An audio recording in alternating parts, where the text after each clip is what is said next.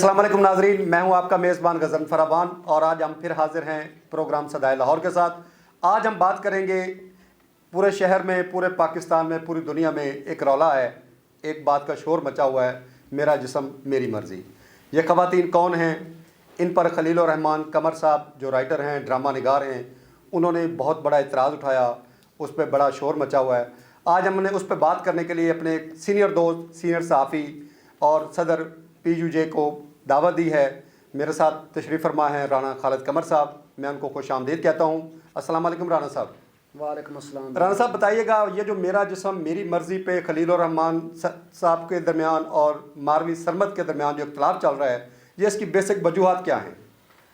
بسم اللہ الرحمن الرحیم۔ بہت شکریہ عوان صاحب کہ یہ جو ماروی سرمد اور یہ خلیل الرحمان قمر صاحب، جی سر، ان کا بیسیکلی جو ہے نا اختلاف نظریاتی اختلاف ہے۔ نظریاتی اختلاف اس طرح سے ہے کہ انہوں نے ایک بات کی کہ میرے جسم میری مرضی ایک پورا ایک جو سمجھے کہ ایک نظریہ ہے، کافی عرصے سے پاکستان میں بھی کافی عرصے سے وہ پھیل رہا ہے، اور خلیل الرحمان قمر ایک دوسرے نظریے کو جو ہے نا وہ اس کی نمائندگی کرتے ہیں۔ اس حوالے سے ان کا جو اختلاف شروع ہوا، اور یہ میں سمجھتا ہوں اس کو جس طرح سے ہائی لائٹ کیا گیا نیشنل میڈیا پہ، یہ بڑی شرمندگی کی بات ہے۔ نیشنل میڈیا کو کم از کم اس ڈیبیٹ کو اس لیول پہ نہیں لے جانا چاہیے تھا۔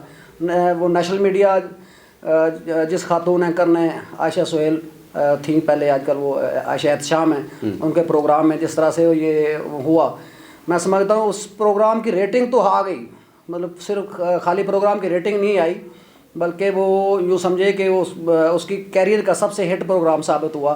لیکن اس کا نتیجہ یہ ہوا کہ ہماری قوم جو بے روزگاری، غربت، مہنگائی اور اس طرح کے مسائل کا شکار تھی، اس سے ہٹ کے اب ہم اس طرف لگ گئے ہیں کہ جی وہ میرا جسم میری مرضی، یہ ایک نئی طرف ایک ڈیبیٹ چلی گئی ہے۔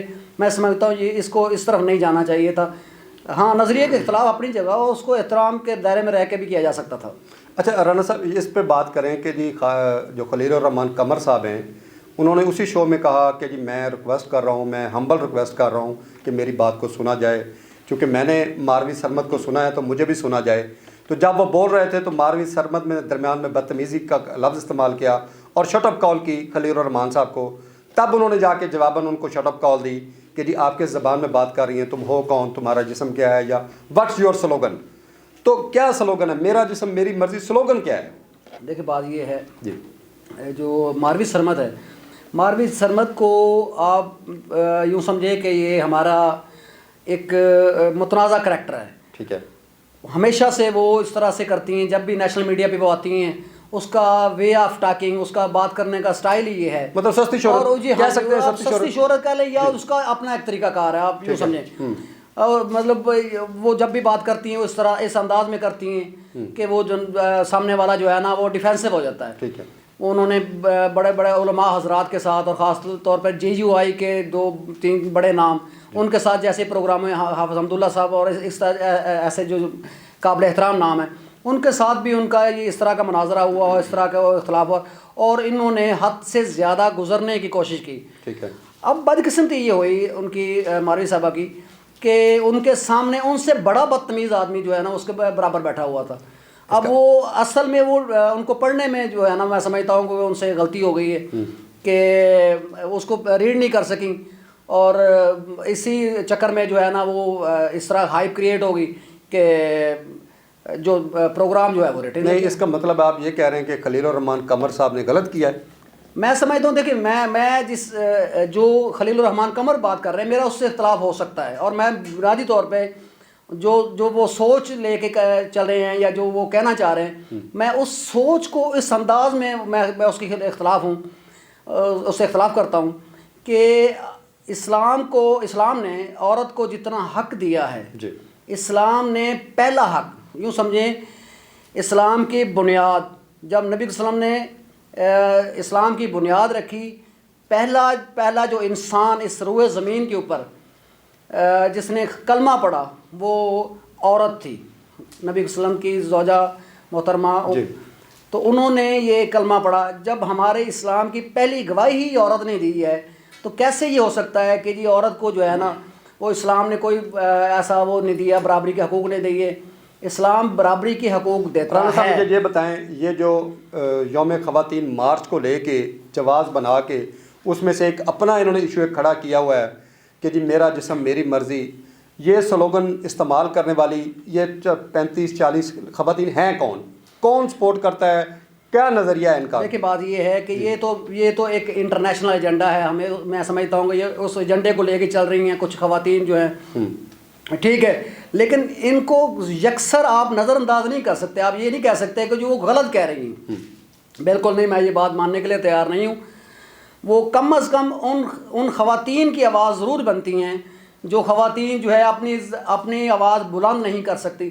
اب بدقسمتی یہ دیکھ لیں کہ کل ایک دن پہلے زینب الرٹ جو ہے نا وہ بل پارلیمنٹ نے منظور کیا ہے. ٹھیک ہے. زینب الرٹ بل کا مطلب یہ ہے کہ اس کا مطلب یہ ہے کہ بچیوں کے ساتھ جو زیادتی ہوتی ہے اس زیادتی کے خلاف الرٹ وہ بل ہے.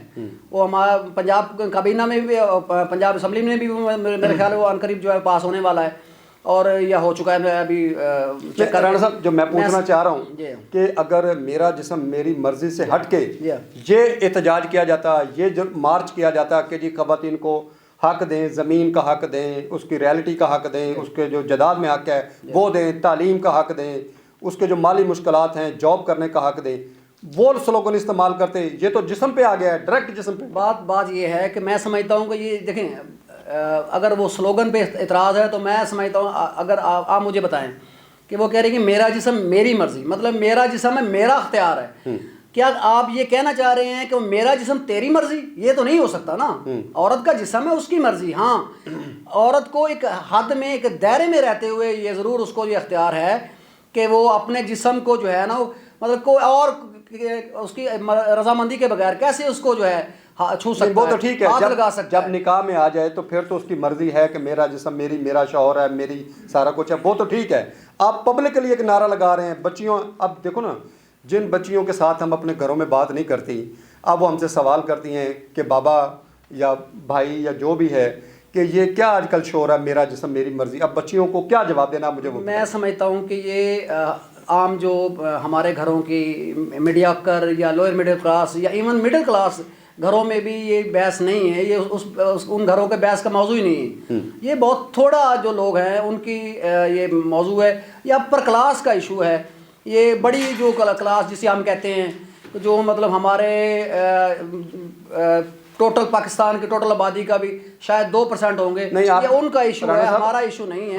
ہماری بچیاں یہ سوال کرتی بھی نہیں ہیں. وہ شرم حیا میں ان کو اتنی اجازت بھی دی، نہ ان کو تہذیب اجازت دیتی ہے، نہ ان کو جو ہے ہمارا جو گھر کا ماحول اجازت دیتا ہے کہ اس طرح کے سوال کریں. 2-3 اینکر ہیں، انہوں نے تو اس کو نیشنل مطلب ایشو بنایا ہوا ہے کہ شاید ملک کا اب مسئلہ ہی یہی ہے. ملک کا نہ تعلیم کا مسئلہ ہے، اب نہ مہنگائی کا مسئلہ ہے، اب نہ کرونا کا مسئلہ ہے، اب صرف یہ ماروی سرمد اور میرا جسم میری مرضی کا مسئلہ ہے. میں کہتا ہوں جی میں یہ کہتا ہوں کہ یہ جو ایشو بنایا گیا ہے یہ ایشو نہیں ہے. اس کو نان ایشو کو ایشو بنا کے پیش کیا جا رہا ہے اور ہمارے جو اصل ایشوز ہیں ان سے توجہ ہٹانے کی یہ کوشش ہے. رانا صاحب میرا خیال ہے رانا صاحب ایک منٹ، آپ نے میرا خیال ہے پچھلے سال کے مارچ کے سلوگن نہیں پڑھے، آپ نے ان کے پوسٹر نہیں دیکھے کہ وہاں پہ کیا لکھا ہوا ہے. بالکل آپ اگر وہ سامنے رکھ کے بات کریں کہ اگر چلو ایک عورت کہہ دیتی ہے کہ جی میرا پرسنل میرا جسم میری مرضی، وہ سلوگن بنا کے، وہ کتبے بنا کے، وہ پوسٹر بنا کے، وہ آپ نے پڑھے ہیں وہ بتائیں. میں سمجھتا ہوں کہ وہ انہوں نے یہ جو این جی او زدہ خواتین ہیں یہ یورپ کو کاپی کرنے کی کوشش کر رہی ہیں. یورپ میں اور ہمارے معاشرے میں زمین آسمان کا فرق ہے. ان کو یہ جو فرق ہے یہ ملحوظ خاطر رکھنا چاہیے. ان کو چاہیے کہ یہ اس لیول پہ نہیں، اپنے معاشرتی حوالے سے، معاشرے کے حوالے سے کچھ سلوگن دیں. جیسا کہ اب یوں سمجھے کہ اس کی بجائے کہ میرا جسم میری مرضی، اس کی بجائے آپ کہیں کہ جی میری زندگی میرا اختیار. بالکل ٹھیک ہے، یہ کر لیں. یہ سمجھتا ہوں کہ یہ آپ کا اس معاشرے کے حوالے سے ایک کمپریہنسو بڑا جامع اس کا مطلب نکل آئے گا. اور یہ میں سمجھتا ہوں کہ یہ ہمارے معاشرے کے حوالے سے بالکل ٹھیک ہوگا اور کسی کو شاید اعتراض بھی نہ ہو. یہ جسم والا جو معاملہ ہے اس سے میں ذاتی طور پہ اختلاف کرتا ہوں، لیکن میں یہ بھی اختیار دینے کے لیے تیار نہیں ہوں کہ میرا جسم مطلب عورت کا جسم اور تیری مرضی یہ بھی میں اختیار دینے کے لیے تیار نہیں. نہیں رانا صاحب، آپ نے خلیل الرحمان قمر صاحب کی گفتگو سنی، آپ نے انہیں 2 انٹرویو دیے ہیں. انہوں نے اپنے انٹرویو میں یہی کہا کہ میں عورت کی آزادی کے خلاف نہیں ہوں، میں عورت کے مارچ کے خلاف نہیں ہوں، میں عورت کی بد زبانی کے خلاف ہوں، کہ عورت کو اس چیز کا احساس ہونا چاہیے کہ میں بڑوں کے ساتھ بات کر رہی ہوں، میں مردوں کے ساتھ بات کر رہی ہوں، اور میری کیا تہذیب ہے، میرے کیا لیمٹس ہیں. جب آپ لمٹ سے ہٹ کے بات کریں گے اور ہر آدمی کے بارے میں یہ ایسی بات کریں گے، پھر تو ایسے حالات سامنے آنے ہی ہیں. اچھا رانا صاحب، مجھے یہ بتائیں، اب جو 8 تاریخ کو یہ مارچ ہو رہا ہے، کیا آپ اس کی حمایت کرتے ہیں؟ میں ہر اس مارچ کی حمایت کرتا ہوں جو کوئی بھی اپنے حق کے لیے باہر نکلے. ٹھیک ہے. اگر مولوی دھرنا دے سکتے ہیں، عمران خان جو پاکستان کے 126 سالہ دھرنے کا ریکارڈ رکھتے ہیں، ٹھیک ہے، ان کو اپنے اختیار کے لیے اور اپنے حق کے لیے دھرنا دینے کا اختیار ہے، تو کسی کو بھی حق ہے کہ وہ اپنے حق کے لیے باہر نکلے. لیکن اس میں سلوگن جو ہے نا، وہ اس کا ہمارے معاشرے کے حوالے سے ہونا چاہیے.